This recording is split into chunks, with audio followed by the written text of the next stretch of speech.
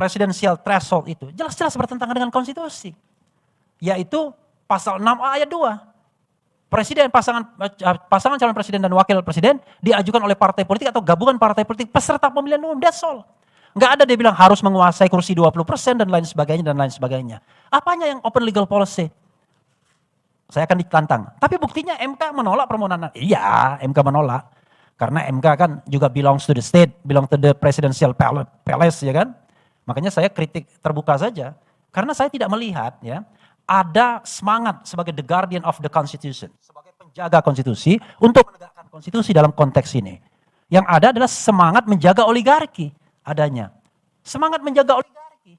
Makanya jangan heran, kita di fait accompli pada 2 pilpres terakhir. Hanya 2 calon saja. Kalau kita dua-duanya kita nggak mau, nggak ada pilihan. Anda kalau nggak 1, 2, apa yang terjadi? Perpecahan dalam masyarakat. Terjadi pembelahan di masyarakat yang bikin polisi bingung juga. Cebong, kampret. Begitu cebong sama kampret menyatu menjadi kecepret, kira-kira gitu ya kan. Tiba-tiba ada juga makhluk baru yang namanya kadrun misalnya. Nah, tidak selesai. Kenapa? Karena bipolarisasi terjadi gara-garanya adalah diterapkannya presidensial threshold yang memungkinkan kekuatan politik menjadi 2 blok kekuatan yang akhirnya tidak kondusif bagi politik Indonesia. Tapi buktinya, calon presiden kan sudah masuk dalam kabinet. Kok masih ini? Berarti Anda gagal move on. Kalau saya jangan-jangan bukan gagal move on. Jangan-jangan mereka memilih A karena nggak suka B. Mereka memilih B karena nggak suka A. Karena nggak ada alternatif lain. Kan begitu. Karena itulah kemudian dengan presidensial threshold yang 0 atau tanpa presidensial threshold, kita berharap bahwa lebih banyak calon-calon presiden yang akan muncul. Pak Rektor UMT calon presiden. Hanya didukung oleh UMT nggak ada masalah. Yang paling penting adalah bahwa hak warga negara diberikan. Itu prinsipnya. Di dalam proses berdemokrasi, ibu-ibu dan bapak-bapak sekalian, yang paling penting adalah hak itu diberikan terlebih dulu. Perkara kemudian tidak digunakan lain soal.